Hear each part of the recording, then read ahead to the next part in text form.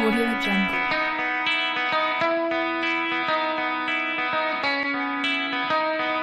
Audio Jungle. Audio Jungle.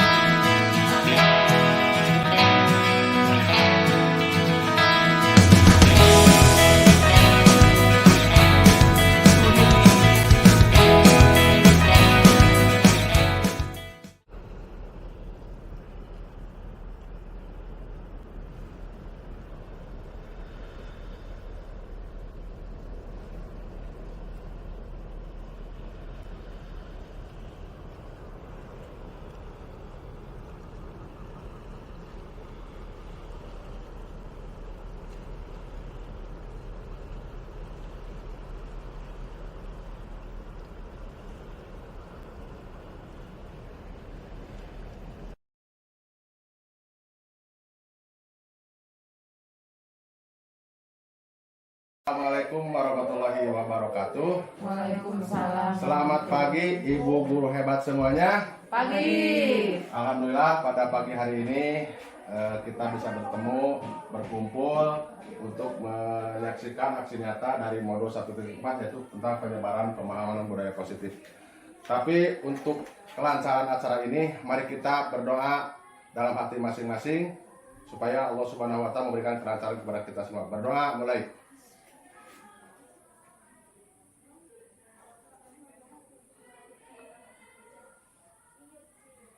Selesai. Terima kasih. Mudah-mudahan pertemuan ini memberikan hikmah khususnya buat saya sendiri, umumnya buat kemajuan sekolah kita ini. Materi yang akan saya bawakan yaitu tentang menyebarkan pemahaman budaya positif. Tapi untuk kesemangatan keceriaan pagi hari ini, kita memberikan ice breaking dulu biar semangat ya. Namanya tepuk cepek. Nah, tepuk cepek itu bagaimana? Contohnya begini. Cepek. Nah, tepuk cepek. Gocap, gocap. Gocap, gocap. Cepek dulu. Nah, gitu ya. Ya. 1, 2, 3. Tepuk cepek. Gocap, gocap. Gocap, gocap. Cepek dulu. Tepuk tangan semuanya. Oke, terima kasih Ibu dan Bapak hebat semuanya. Nah, menyebarkan pemahaman budaya positif. Kira-kira tentang budaya positif itu tentang apa saja yang ada di sekolah ini? Oke, nanti di pertanyaan berikutnya. Selanjutnya, next. Nah, di dalam materi ini, dalam penyebaran budaya positif ini, untuk CGP angkatan 11 ini, saya mempunyai fasilitator yang bernama Ibu Yani Kurniasi SPD. Kemudian pengajar praktiknya Pak Irwan, dan saya sebagai CGP angkatan 11 Arifin Wahid SPDI. Next. Nah, apa sih tujuan budaya positif itu? Barangkali Bapak Ibu ada yang tahu. Maksud daripada tujuan budaya positif di sekolah itu apa gitu? Disiplin, gotong royong, hormat menghormati, kerjasama. Itu tujuannya. Nah, itu tujuannya daripada budaya positif. Dua jawaban Ibu betul semua. Tapi kami juga sih sudah punya jawaban. Next. Nah, apa tujuan budaya positif di sekolah? Yaitu tujuannya adalah untuk membangun budaya positif di sekolah, adalah menumbuhkan karakter anak. Itu intinya. Kita semua percaya bahwa tujuan penting sekolah adalah pembentukan karakter. Mengapa perlunya pembentukan karakter? Karena di dalam jiwa anak itu sudah tumbuh karakter-karakter yang perlu penuntunan dari kita. Kalau Ki Hajar Dewantara mengatakan bahwa di dalam tubuh anak, batin anak itu sudah terdapat goresan-goresan yang perlu penebalan.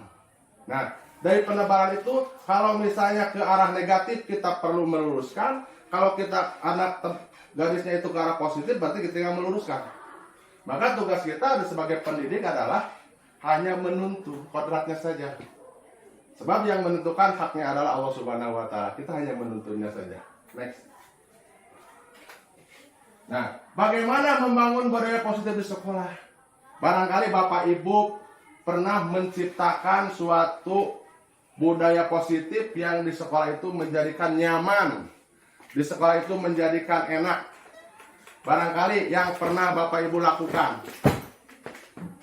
Persetujuan kelas. Persetujuan kelas, tata tertib. Terus apa lagi? Pembiasaan. Pembiasaan diri, betul. Apa Bu? Literasi. Nah itu, jadi dari apa budaya-budaya itu akan menumbuhkan karakter-karakter anak. Next. Nah, langkah membangun budaya sekolah adalah satu, definisi nilai bersama. Apa definisi nilai bersama? Yaitu menyusun nilai-nilai inti yang akan membentuk dasar budaya positif. Nilai-nilai ini harus mencakup satu, etika. Yang kedua, empati, kerjasama, penghargaan terhadap perbedaan. Seperti kita sedang mengadakan sekarang acara camping Jamran. Tanpa kerjasama tidak akan mungkin bisa lancar.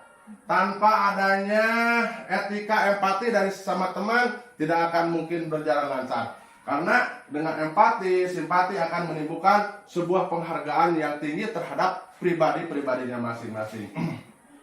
Kemudian komunikasi terbuka. Sekolah harus mendorong komunikasi terbuka dan transparan antara semua pihak. Hal ini membantu mengatasi masalah dengan cepat dan membangun kepercayaan.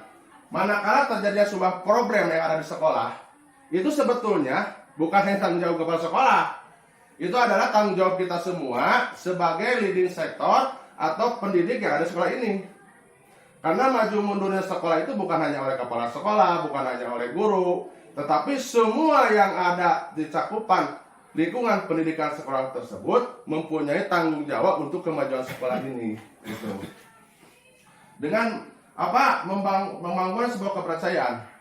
Sebagai contoh misalnya ketika penerimaan PPDB baru, siswa baru, manakala sudah ada kepercayaan dari orang tua siswa, dari masyarakat, kita tidak usah capek-capek dalam pencarian siswa. Itu akibat dari sebuah adanya kepercayaan.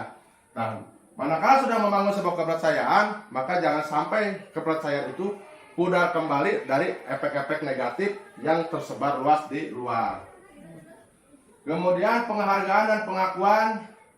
Menghargai usaha dan prestasi siswa serta mengakui kontribusi setiap anggota sekolah memperkuat budaya positif.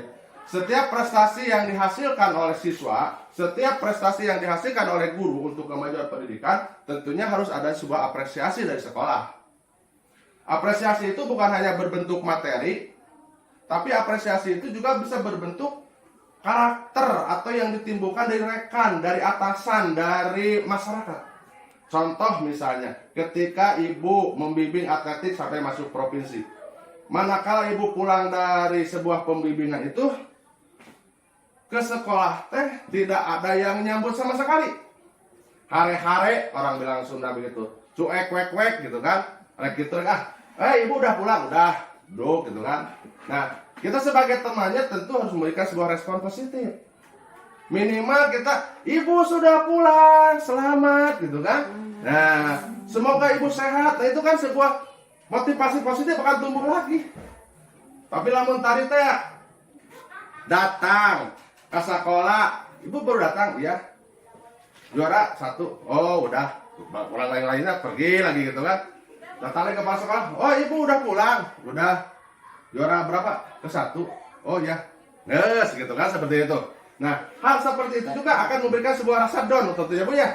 Nah, orang bilang Sunda mah meni teu basa-basa acan gitu kan. Nah, jadi penghargaan itu bukan hanya berbentuk materi saja. Orang datang, smile, senyum, sapa, salaman, lamun awe Jawa cipika-cipiki gitu kan. Itu otomatis memberikan hari ini senyum, otomatis aura positif tumbuh. Tapi kalau hari ini dengan datang merukusunu dagang tutut, ke depan ke sampai siang pun aura negatif yang munculnya. Gitu kan? Nah, semacam ini akan menumbuhkan kepribadian, kepercayaan diri. Kemudian nomor 4 ya, penanganan konflik yang konstruktif. Konstruktif artinya sifat membangun. Mengajarkan siswa dan staf bagaimana menyelesaikan konflik secara sehat dan konstruktif dapat membantu menjaga harmoni dalam lingkungan belajar. Manakala terjadi sebuah problem, itu pada dasarnya problem dalam satu sekolah itu bukan hanya program urusan BP, bukan hanya problem urusan wali kelas. Pada dasarnya itu problem yang harus ditangani bersama. Karena dalam satu lingkungan sekolah ini adalah bagaikan tubuh yang ada di diri kita.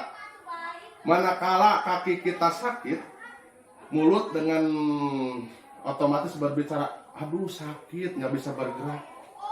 Padahal mah kaki yang sakit gitu kan, tapi kenapa kepala yang puyeng? Seperti itu. Ini menandakan bahwa satu tubuh, satu jiwa, satu raga dalam lingkungan ini, artinya manakala mendapatkan sebuah problem, solusinya adalah penyelesaian bersama. Nah, tentunya kalau misalnya secara spesifik adanya wali kelas, adanya BP, tapi hal semacam ini juga bisa dibantu oleh rekan-rekan semuanya, karena ternyata permasalahan itu bukan hanya permasalahan seseorang. Kemudian, manakala sebuah permasalahan timbul pada anak, jangan sekali-kali menimbulkan permasalahan itu menjadi dua permasalahan. Contoh, anak ketika datang sekolah dengan gaya yang lantang, kamu kesiangan, push up 10 kali, misalnya itu kan. Itu sebuah punishment yang sangat membahayakan penghukuman seperti itu. Kita belum tahu permasalahan sebenarnya kunaon anak tersebut kesiangan, gitu kan? Gitu. Karena yang tahu dan terlihat oleh kita, ketika jam 7 sudah di gerbang dikunci, anak kesiangan. Nah, tapi ada hal-hal langkah-langkah tertentu yang bisa, apakah anak ini kesiangannya alasannya karena kebutuhan hidup, karena alasannya ingin penghargaan, karena alasannya ingin misalnya mencari jati diri. Nah, nanti kita ketemu di slide berikutnya. Next. Nah, budaya positif. Budaya positif itu adalah nilai-nilai keyakinan, kebiasaan di kelas dan di sekolah yang berpihak pada murid. Hal itu dilakukan agar murid dapat berkembang menjadi pribadi yang kritis, penuh hormat, dan bertanggung jawab. Dengan penerapan budaya positif bukan berarti kita kalah sama murid, tapi menjadikan murid adalah segalanya. Kalau dalam teori Ki Hajar Dewantara mengatakan kita menghamba pada murid, artinya bukan menghamba begini, bukan. Murid adalah segala-galanya yang harus kita perlakukan. Karena yang namanya murid, yang namanya anak pasti masih anak-anak gitu kan. Hal-hal yang muncul dari pribadi anak itu beragam, bermacam-macam, sehingga kita betul-betul harus bisa memberikan sebuah apresiasi dengan penuh rasa hormat. Jangan menjadikan anak itu pelampiasan manakala kita punya sebuah problem. Misalnya di rumah karena ditagih Bang Emok misalnya gitu kan. Duit teboga, amak-amakan di imah dibawa ke sekolah. Kembali lagi yang menjadi pelampiasan adalah anak. Itu kan anak orang lain. Kenapa anak yang menjadi pelampiasannya? Nah, jangan seperti itu. Budaya positif ini harus dikembang teruskan supaya tumbuhnya rasa tanggung jawab dan bertanggung jawab bersama. Sehingga nilai-nilai keyakinan bahwa saya pede, saya bisa, saya mampu, itu kan keyakinan diri gitu kan. Jangan sampai contoh misalnya ketika pelajaran A saya tidak bisa. Makanya saya ketika mengajar begini, Pak, date bisa pelajaran nukitu teh. Anda jangan memponis diri tidak bisa. Anda yakin Anda bakal bisa. Karena sesuatu tidak bisa secara lahiriah bisa gitu kan. Yang tadi kembali ke awal, bahwa ada di dalam diri kita itu kan ada tulisan-tulisan yang sebetulnya masih buram. Di dalam diri anak itu seperti itu. Makanya perlunya penuntunan, perlunya pendidikan yang sifatnya berkelanjutan. Next. Nah, di sini guru, siswa, dan sekolah menurut Ki Hajar Dewantara. Sekolah diibaratkan sebagai tanah tempat bertani seperti petani. Sehingga guru harus mengusahakan sekolah jadi lingkungan yang menyenangkan, menjaga dan melindungi murid dari hal-hal yang tidak baik. Nah, jadi kurang teh ke sekolah seperti petani pergi ke ladang. Kalau petani mau ke ladang, mau nanam ubi, mau nanam singkong, tanaman itu tidak mungkin bisa bertumbuh dengan baik kalau tanpa perawatan, tanpa pemeliharaan. Hakikat yang menumbuhkan, yang mengembangkan itu Allah Subhanahu wa Ta'ala, tapi kita hanya berusaha untuk dengan memeliharanya. Misalnya kalau pengen ubinya bagus, Petani datang pagi-pagi menyiangi, menyiram, kemudian kasih pupuk terus gitu kan. Anak pun begitu. Manakala anak datang ke sekolah, disambut dengan senyum, sapa salam yang ceria dengan aura positif, anak pun akan merasa senang. Sehingga tumbuh budaya positifnya, oh senang dengan ibu Anu, senang dengan bapak Anu, gitu kan. Jangan sampai timbul budaya negatif, tersep ke bapak Anu mah, tersep ke ibu Anu mah. Nah, seperti itu kan. Sehingga si tanaman tadi ketika manakala sudah ada mentok seperti itu, tanaman pun akan jadi layu, jelek. Nah, anak pun ketika sudah ada cek negatif, malas belajar teh, gitu kan. Seperti itu karena sudah tumbuh di dalamnya. Hari ini saya mendapatkan aura negatif. Dari pagi sampai siang akan seperti itu. Bahkan bisa timbul aja pulang sekolah curhat ke orang tuanya. Bahkan ke orang mah dari kumaha. Karena sudah ada tumbuh rasa tidak suka, bla bla bla bla bla bla bla bla. Nah, itu kan efek dari tadi tidak memeliharanya rasa kebersamaan, rasa persaudaraan dengan anak. Jadi anak di sekolah adalah anak kita, di rumah anaknya mereka. Tapi manakala sudah masuk gerbang sekolah, sebagai anak kita yang merupakan tanggung jawab kita bersama. Kita ambil contoh perbandingannya dengan hidup tumbuh-tumbuhan. Seorang petani dalam hakikatnya sama kewajiban dengan seorang pendidik. Yang menanam padi misalnya, hanya dapat menuntun tumbuhnya padi. Ia dapat memperbaiki kondisi tanah, memelihara tanaman padi, memberi pupuk dan air, membasmi ulat-ulat atau jamur-jamur yang mengganggu hidup tanam padi dan lain sebagainya. Nah, ini tadi yang contohnya seperti itu. Jadi kita ini sebetulnya hanya memelihara saja, hanya menuntun gitu kan. Jadi kewajiban kita itu hanya, kalau mencari ilmu hanya mencari kewajibannya. Yang membisanya hanya Allah Subhanahu Wa Taala, gitu kan. Yang menyebabkan tidak bisa itu hakikatnya dari Allah Subhanahu Wa Taala.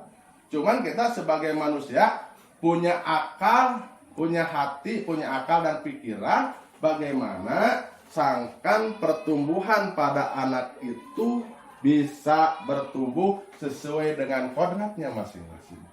Kodrat alam artinya yang ada pada dirinya, kodrat zamannya itu mengikuti perkembangan zaman. Seperti zaman sekarang otomatis anak itu harus mengikuti kodrat zaman. Kodrat zaman itu artinya kalau bahasa Sunda mah kudu ngindung ka waktu nggak bapak ka zaman, seperti itu kan. Manakala sekarang anak main HP, karena zamannya seperti itu. Nah, berarti tugas kita sebagai pendidik menuntun bagaimana anak bisa menggunakan HP ini dengan ke arah positif. Nah, kan orang mau bisa mendidik kamu pakai HP bla bla bla bla. Tibatan menurut, akhirnya berontak. Tugas kita adalah hanya menuntun saja. Next. Nah, menciptakan lingkungan budaya positif di sekolah. 1. Ini timbul dari siapa? Warga sekolah. Warga sekolah saling mendukung, saling belajar, saling bekerja sama. Warga di sekolah ini bukan hanya TU, bukan hanya guru, bukan hanya siswa, bukan hanya tukang dagang, tapi semua yang ada di sini adalah warga sekolah. Kita ambil yang terjauh. Kalau kita sebagai guru sudah jelas mendidik yang sifatnya duduk di bangku sekolah, di kelas itu kan mendidik anak. Tapi tanggung jawab juga timbul dari warga sekolah yang tidak bersentuhan langsung dengan dunia pendidikan. Siapa? Misalnya penjaga sekolah. Kemudian ibu kantin. Ibu kantin pun sangat memberikan pengaruh terhadap budaya positif. Contoh bagaimana ketika anak datang ke warung mau belanja dengan aura wajah dari ibu kantin, bapak kantin yang gitu kan. Seperti itu, anak pun tidak akan nyaman. Tapi manakala datang ke kantin dengan ramah gitu kan, kemudian memberikan servis yang memuaskan pada anak, anak pun akan merasa nyaman. Kemudian sehingga dengan kenyamanan itu anak akan jajan, dibawa ke sekolah, duduk bersama-sama dengan temannya. Nah, manakala tadi ada aura negatif, tersap jajan ke warung itu mah bla bla bla bla bla bla seperti itu kan. Akhirnya anak pun merasa frustasi. Nah, misalnya lagi ketika di kantin memberikan sebuah pelayanan makanan yang sifatnya untuk pertumbuhan gizi anak. Misalnya ada makanan 4 sehatnya, ada kemudian vitamin-vitaminnya yang menunjang terhadap tumbuh kembangnya jiwa anak tersebut. Kemudian tumbuh dari karakter-karakter baik warga sekolah. Nah, tumbuh karakter yang baik bagi warga sekolah di sini semua memberikan contoh yang baik. TU memberikan contoh yang baik, penjaga memberikan contoh yang baik, gitu kan? Manakala misalnya penjaganya yang bersifat arogan, bersifat kasar, otomatis pengaruh kepada jiwa anak pun akan memberikan efek negatif seperti itu.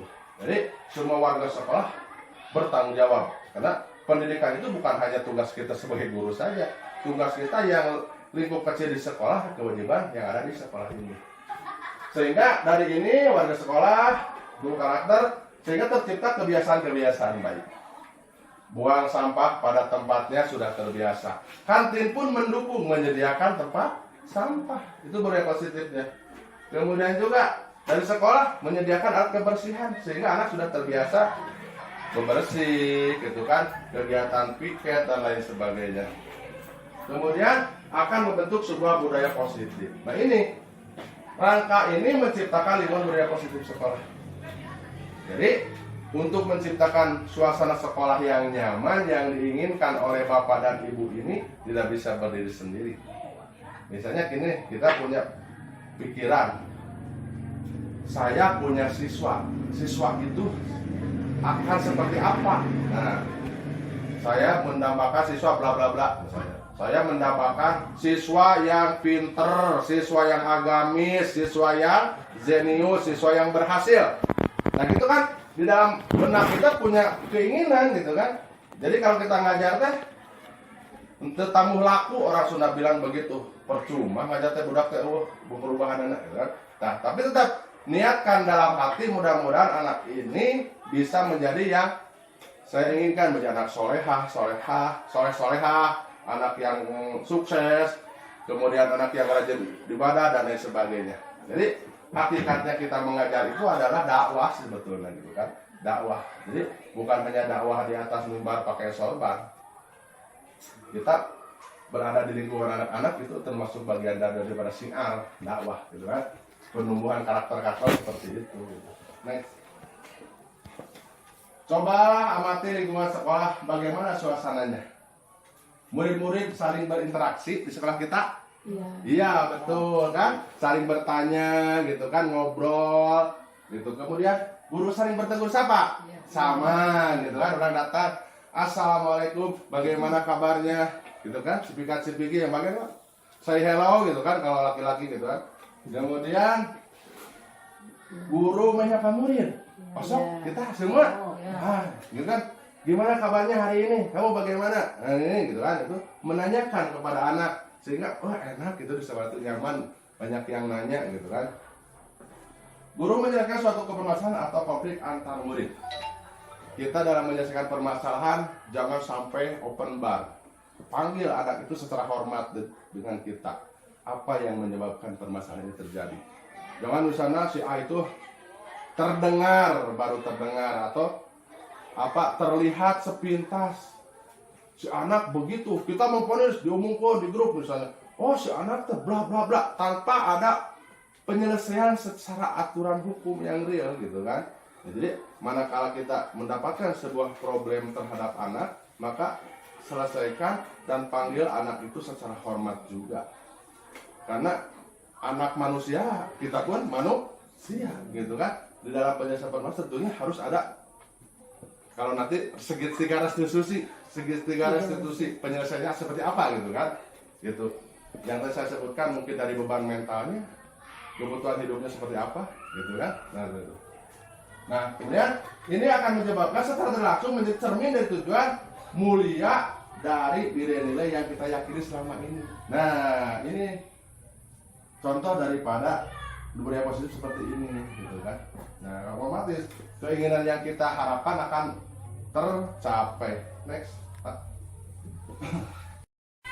1. Disiplin positif dan nilai-nilai kebajikan universal. Disiplin positif dan nilai kebajikan artinya disiplin yang memberikan positif kepada semua. Jadi disiplin itu muncul dari diri kita sendiri. Kemudian teori motivasi, hukuman dan penghargaan restitusi. Nanti dijelaskan selanjutnya. Keyakinan kelas. Kalau di bahasa budaya positif itu keyakinan kelas. Keyakinan kelas ini timbul manakala kita membuat sebuah pertemuan awal dengan teman anak-anak kita. Kelas ini mau dibawa kemana gitu kan? Kepinginannya seperti apa gitu kan? Nah nanti tumbuhlah budaya positif sehingga dengan melakukan hal tersebut tidak berdasarkan paksaan, tapi murni keluar dari hati nuraninya masing-masing. Misalnya harus datang tepat waktu dengan keyakinan kelas bersama. Itu tanggung jawab saya sebagai pengajar. Itu tanggung jawab saya sebagai siswa gitu kan. Nah seperti itu. Kemudian kebutuhan dasar manusia dan dunia yang berkualitas. Kebutuhan dasar manusia ini menentukan juga tumbuhnya sebuah budaya positif. Manakala kebutuhan kita ini tidak terpenuhi, kita berada di lingkungan pendidikan, otomatis akan memberikan efek walaupun tidak besar dampak kepada yang berikutnya, gitu kan? Jadi mencontohkan misalnya mana ada problem di rumah, dibawa kita ke sekolah, jangan-jangan anak menjadi sasaran, seperti itu kan? Ya gitu. Jadi kalau disebut teh, remet kamalen cek orang Sunda mah gitu kan? Dipukul sama masa orang di mangga gitu.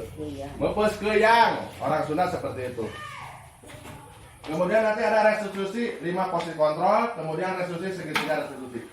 Restitusi segitiga untuk tahap penyelesaian sebuah problem yang ada pada baik kita ataupun anak gitu kan. Ini bisa timbul ke kita manakala misalnya kita dipanggil oleh kepala sekolah, panggil bapak anu menghadap bapak kepala, orang terus deg-deg gitu kan, apa orang bukan masalah gitu kan. Ketika pak kepala panggil duduk, langsung jebret pokok permasalahannya, tangka. Orang Sunda bilang malah pah gedang, ngalir gitu jebret, diponis kamu salah misalnya, atau bapak salah, ibu salah begini, seharusnya begini. Kita kan jadi bingung apa gitu kan. Dan tapi ada langkah untuk penyelesaian sebuah permasalahan yang seolah-olah salah, tapi kita itu ada dibantu untuk penyelesaian bersama gitu kan. Next. Nah, teori kontrol Dr. William Geiser. Guru mengontrol murid. Sebetulnya kita tidak bisa mengontrol murid jika ia tidak mau. Harus ada dorongan diri sendiri dari murid. Nah, kita kan tidak bisa murid satu persatu dilihat, diamati, dikontrol, tapi harus muncul dari diri dalam murid sendiri itu, gitu kan? Kita hanya bisa mengontrol dari tidak semuanya. Penguatan positif, efektif dan bermanfaat, semisal bujukan dan nasihat jika terlalu dalam murid bisa ketergantungan dan tidak mandiri dalam mengontrol dirinya, gitu kan? Ini mengontrol, maaf. Jadi memberikan saran-saran yang positif, pengarahan, sehingga anak bisa melakukan bekerja tanpa ada hal paksaan.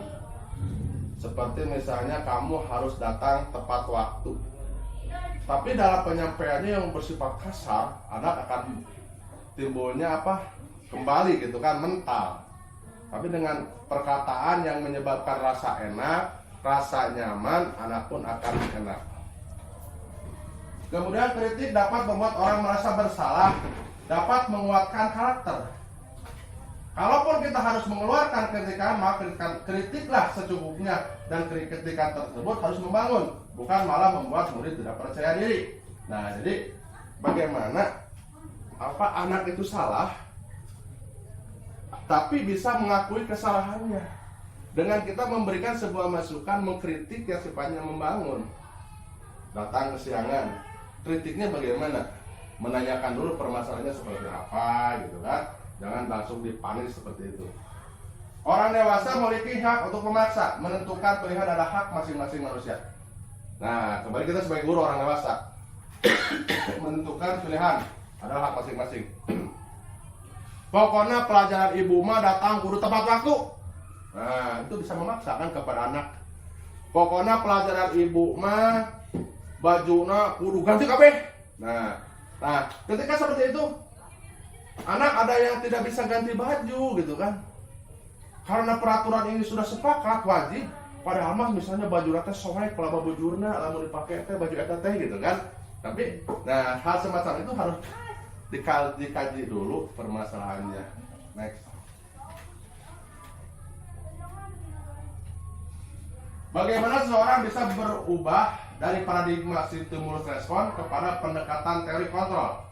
Bila kita ingin membuat kemajuan perlahan, sedikit-sedikit, ubahlah sikap kita atau perilaku Anda. Namun bila kita ingin memperbaiki cara-cara utama kita, maka kita perlu mengubah kerangka acuan kita. Ubahlah bagaimana Anda melihat dunia. Bagaimana Anda berpikir tentang manusia. Ubahlah paradigma Anda, skema pemahaman dan penjelasan aspek-aspek tertentu tentang realitas.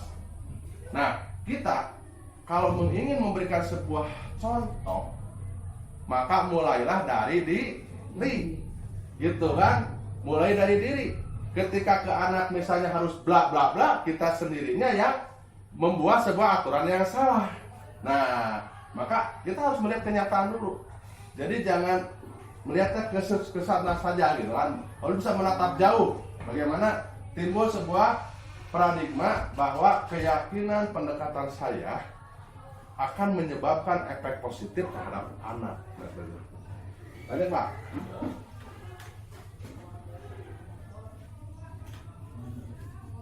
Bagaimana seseorang bisa berubah dari paradigma stimulus respon kepada pendekatan dari kontrol? Stimulus respon, realitas kita, kebutuhan kita sama. Betul nggak kebutuhan kita realitanya sama? Sama kan? Pingin A, B, C hampir sama. Pagi-pagi pingin makan, siang pingin makan. Tapi menurut teknik kontrolnya, realitas kebutuhan kita berbeda. Saya mah pagi-pagi kita pinginnya makan nasi. Ibu mah misalnya pagi-pagi mie ayam. Ibu mah misalnya roti. Ibu mah misalnya nasi goreng. Pak ini misalnya ubi bakar. Nah, realitasnya kan berbeda gitu kan. Tapi secara stimulus respon, kebutuhan kita itu sama. Saya pingin mobil Pajero. Oh, Pak ini mah pinginnya Mercedes Benz gitu kan. Ibu ini mah pengennya dump truck gitu kan, narik gesik. Seperti itu.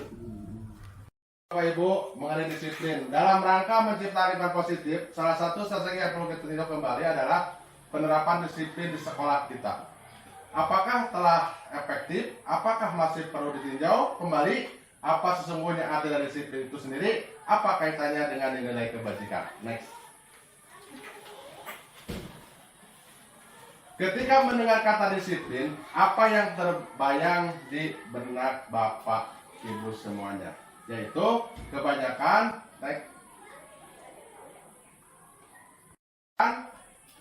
kata disiplin dengan tata tertib, teratur, dan kepatuhan pada peraturan. Ketika kata disiplin itu kadang-kala kita agak tercengang juga. Ada kedisiplinan gitu kan? Pada dasarnya disiplin itu dari diri kita sendiri, seharusnya harus dari munculnya itu. Next. Disiplin bukan hukuman. Jadi disiplin itu bukan hukuman. Jadi sebetulnya disiplin itu adalah pendidikan diri kita sendiri supaya terbiasa. Kalau anak supaya tumbuhnya karakter. Jadi ketika disiplin bukan sebuah hukuman juga gitu. Bapak pendidikan kita Kiai Haji Dawantoro menyatakan di mana ada kemerdekaan, disitulah harus ada disiplin yang kuat. Sungguh pun disiplin itu bersifat self-disiplin, yaitu kita sendiri yang mewajibkan kita dengan sekeras-kerasnya. Tetapi itu sama saja, sebab jikalau kita tidak cakap melakukan self-disiplin, wajiblah penguasa lain mendisiplinkan diri kita. Dan peraturan demikian itulah harus ada di dalam suasana yang merdeka. Ki Haji Dewantoro, pemikiran, konsepsi, keteradaan, sikap mereka, cetakan kelima 2015. Nah, jadi sebetulnya disiplin itu harus muncul dari diri kita. Adapun misalnya orang lain, kalau misalnya kita sudah tidak mendisiplinkan sendiri, ya penguasa lah yang harus mendisiplinkan kita. Itu. Jadi supaya kita tidak terpaksa, maka timbulnya rasa disiplin itu harus dari diri kita sendiri dulu. Gitu. Baik. Kiai Nantoro menyatakan bahwa untuk mencapai kemerdekaan atau dalam konteks pendidikan kita saat ini, untuk menciptakan murid yang merdeka, syarat utama adalah harus ada disiplin yang kuat. Nah, jadi dalam penerapan kurikulum merdeka, M-nya itu kan mulai dari diri, gitu kan? M-nya itu mulai dari diri, harus betul-betul penerapan disiplin yang kuat dulu. Jangan sampai kita mau menerapkan kata kurikulum merdeka, tapi tidak ada ke dalam kedisiplinan kita. Apalagi sekarang musimnya musim daring gitu kan, musim internet, kedisiplinan kita harus tertib dalam mengadministrasikan. Karena sekarang diakui saja, secara bukti fisik itu susah. Misalnya kita mendownload sertifikat cukup disimpan misalnya di laptop atau di file gitu kan. Tapi kita juga harus menjaga kemungkinan kedepannya human errornya. Barangkali laptopnya dicuri orang, atau misalnya linknya dimakan virus, maka kita harus membuktikan dengan bukti fisiknya. Jadi kedisiplinan itu muncul dari diri kita sendiri. Nah, manakala misalnya penguasa atau pimpinan meminta, bukti fisiknya harus ada. Jadi dalam memerdekakan diri itu kita jangan terjadinya sebuah penekanan-penekanan. Makanya mulailah dari diri kita sendiri. Nanti Mbak, disiplin adalah motivasi diri. Dengan adanya disiplin kita memberikan sebuah penyemangat buat kita sendiri, motivasi kita bagaimana arah hidup kita untuk menentukan anak kita untuk kedepannya dengan memberikan sebuah motivasi. Nilai kebajikan adalah sifat-sifat positif manusia yang merupakan tujuan mulia yang ingin dicapai setiap individu. Jadi nilai kebajikan itu adalah nilai positif yang ada pada diri kita, yang ada pada diri anak.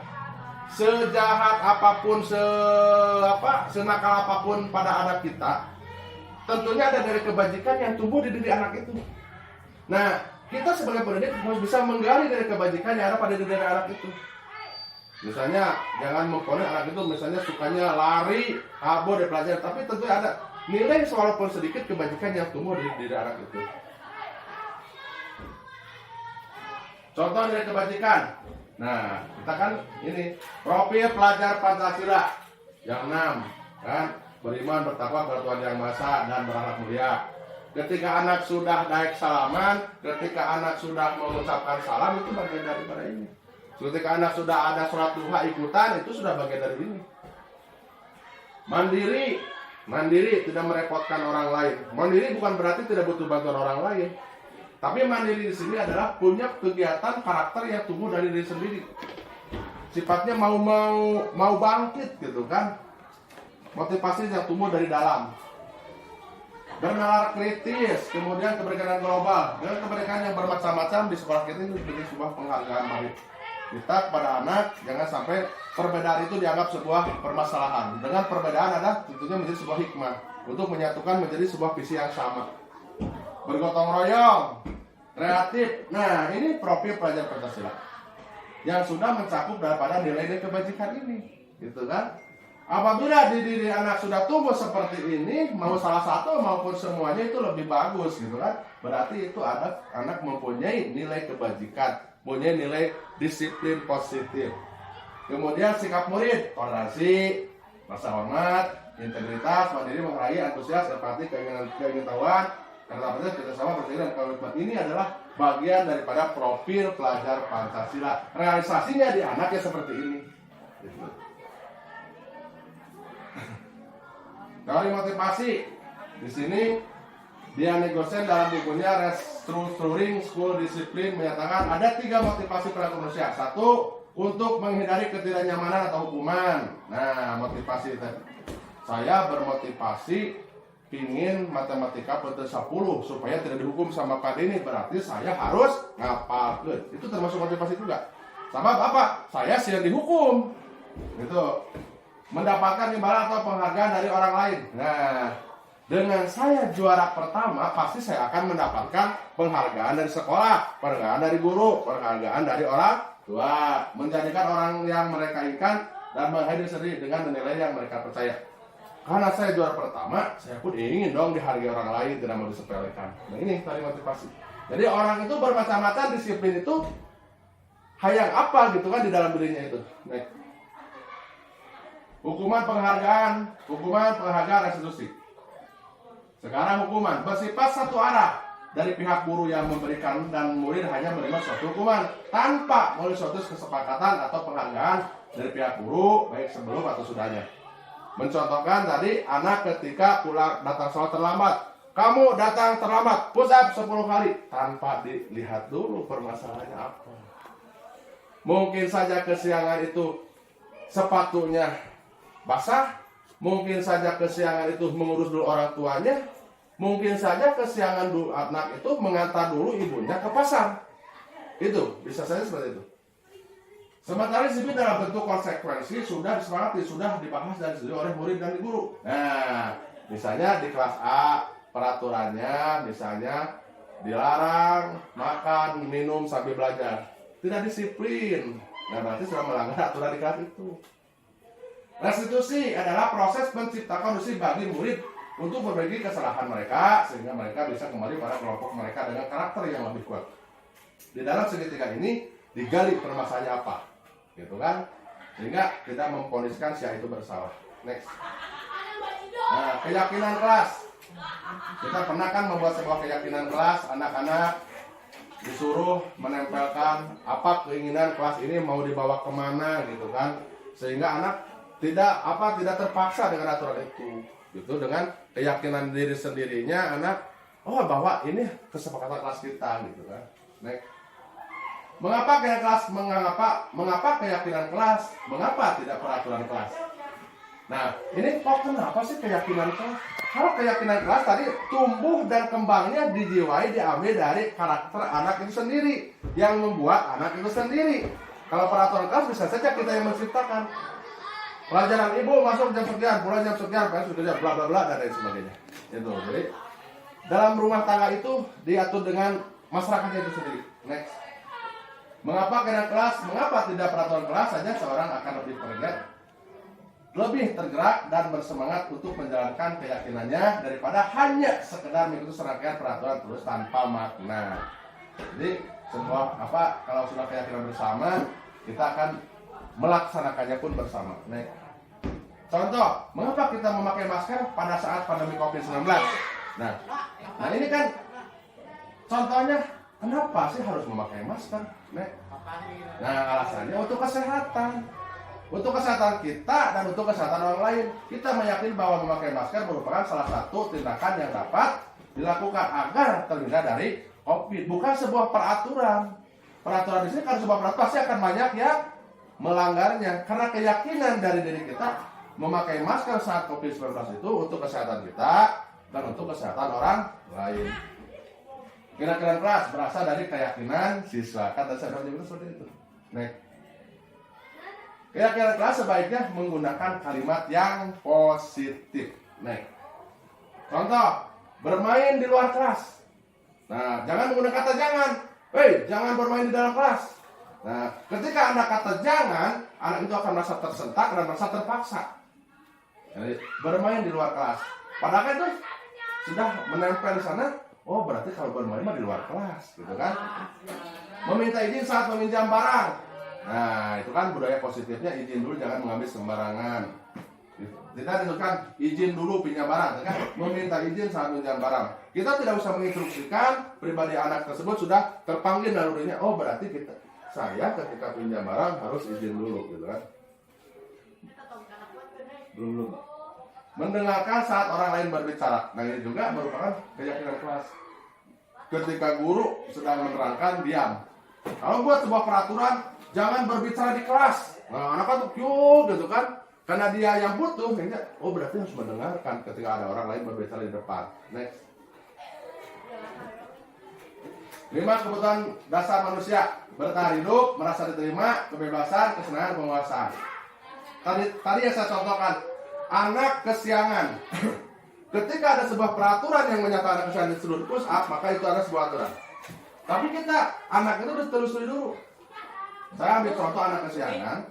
Ternyata kita telusuri anak kesiangan itu membantu dulu orang tuanya menjemput ke pasar. Berarti ini bagian dari bertahan hidup. Jadi alasannya real gitu kan. Pak, Bu, maaf saya kesiangan karena saya harus menjemput ibu dari pasar dulu. Nah, ketika sudah bertahan hidup, berarti kebutuhan dirinya dan orang tuanya. Nah, bertahan hidup. Di sini ada bagian dari bertahan hidup itu makanan, tempat tinggal, keamanan dan kesehatan. Nah, kenapa kamu kesiangan sekolahnya?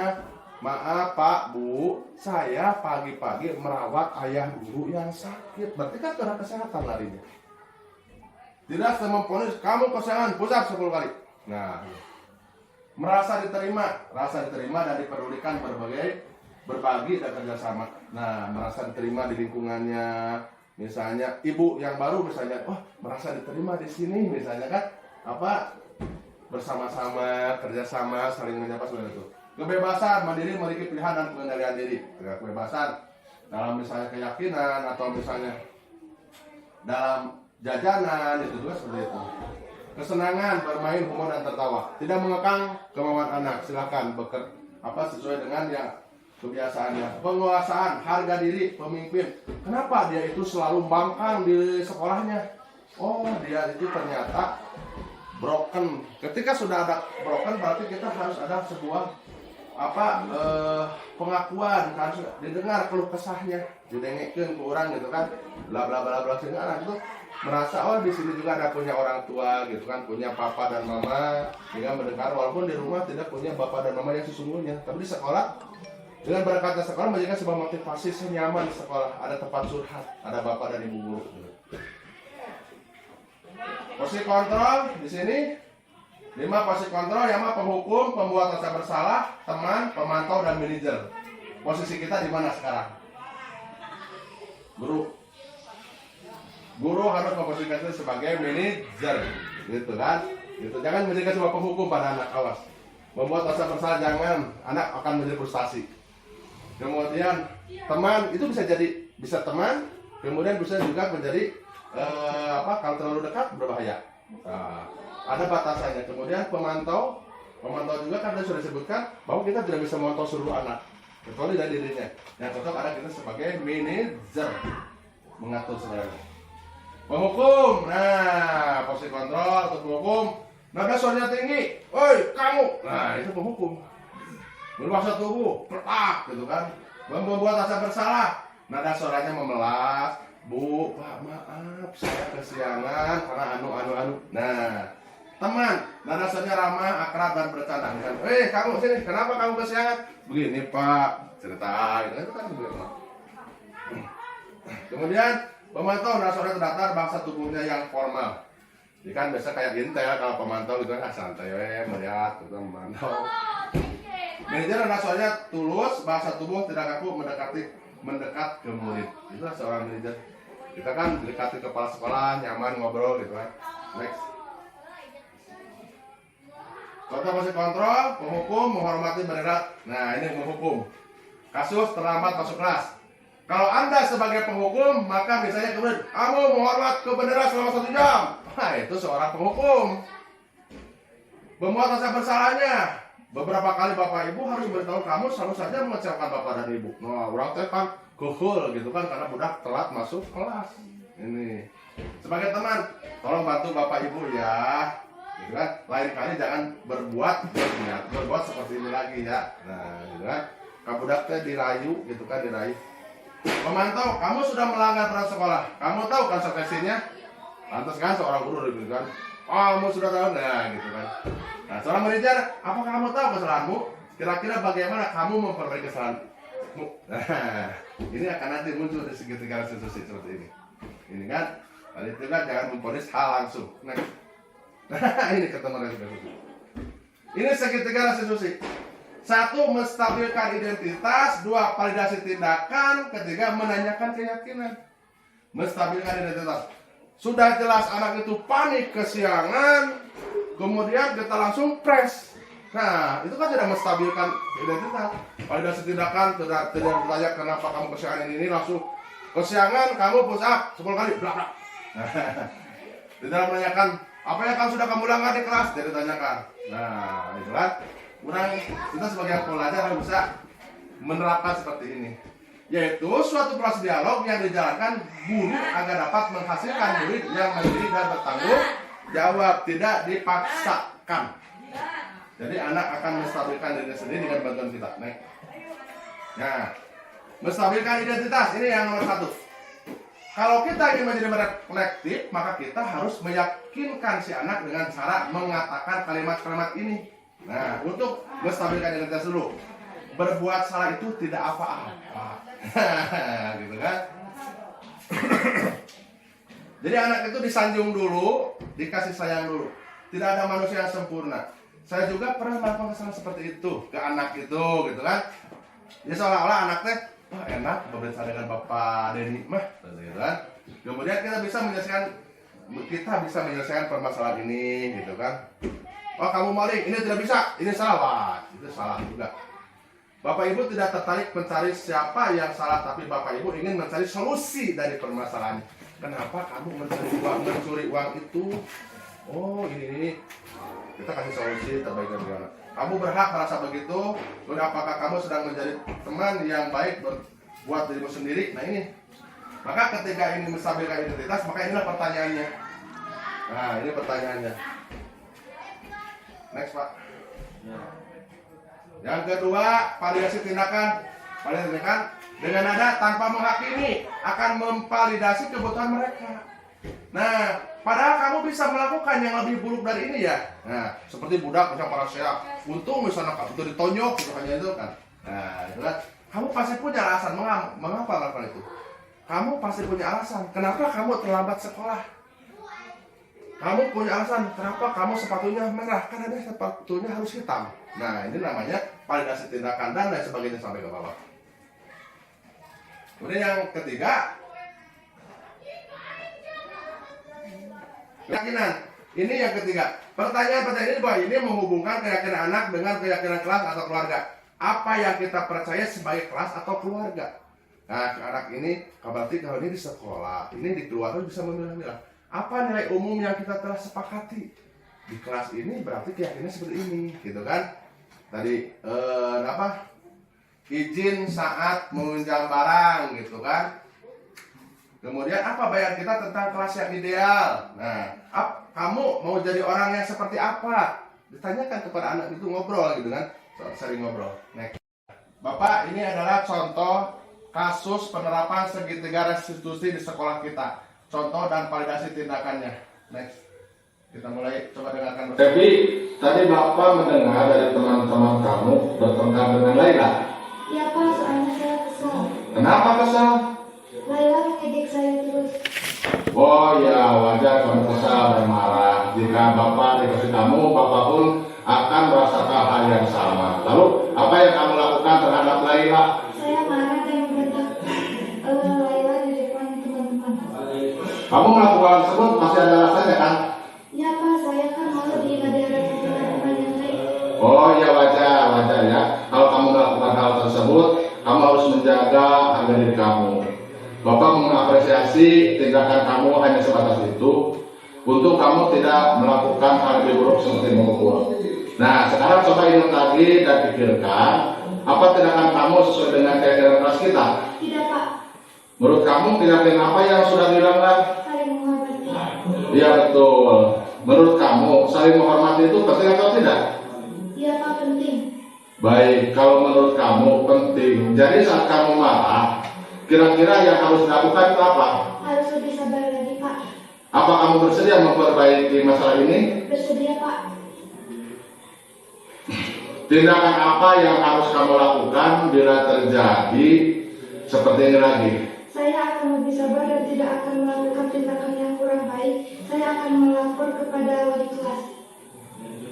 Menurut kamu bagaimana tentang diskusi kali ini tentang masalah ini? Saya senang berdiskusi dalam mengendalikan emosi dengan Bapak Guru.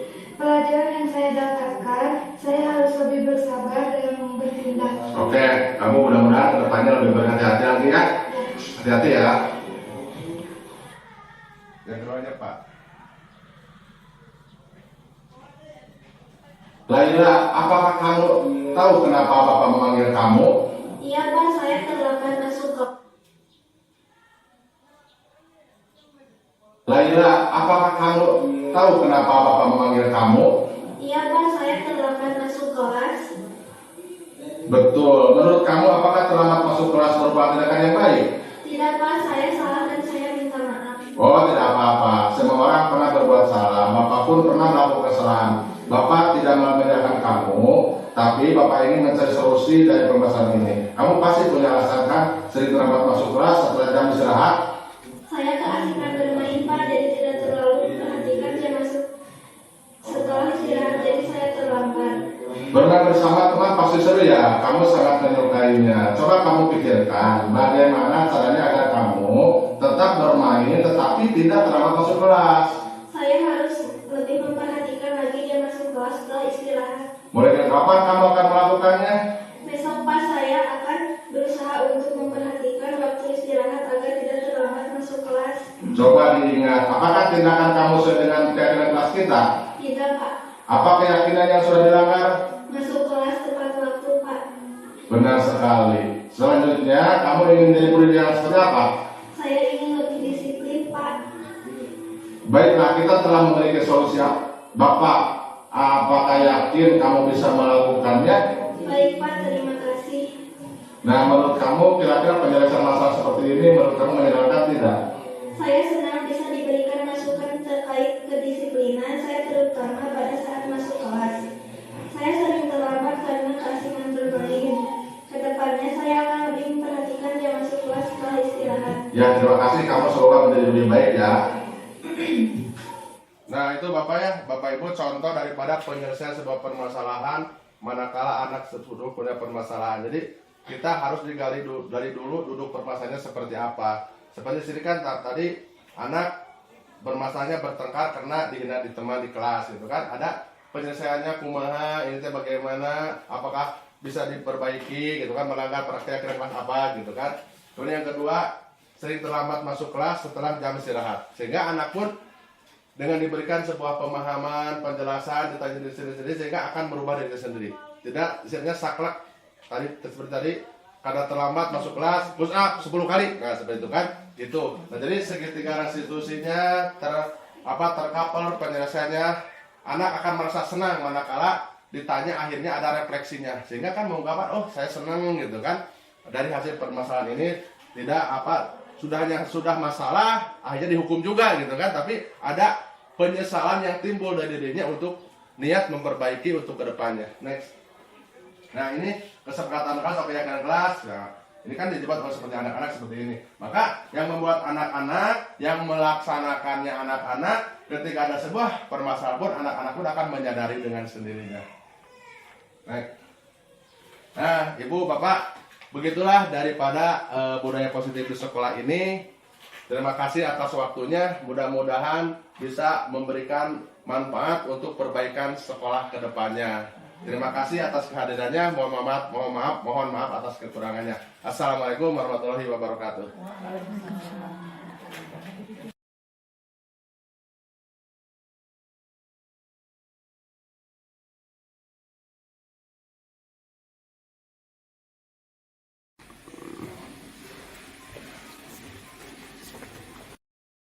Bisa, Pak.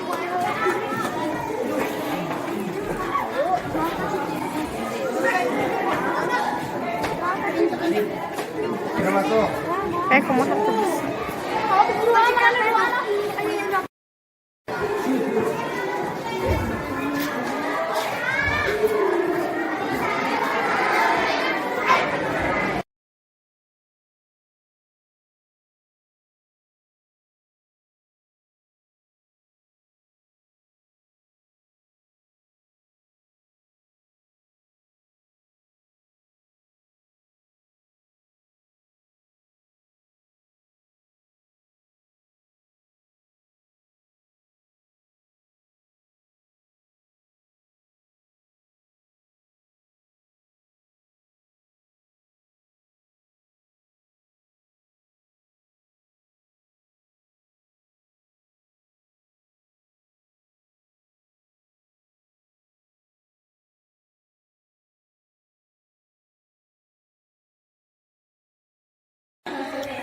Salah satu penghargaan proyek dalam pembelajaran mata pelajaran prakarya kelas 7 SMP Negeri 3 Pemulihan.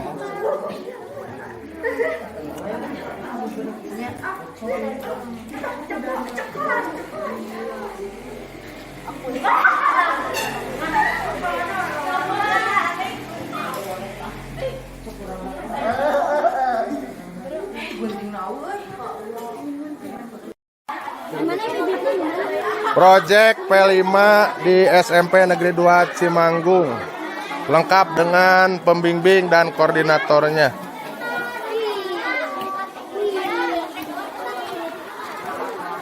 Bu, halo Bu, selamat ya Bu ya. Halo Bapak, terima kasih ya membimbing, lanjutkan, sukses.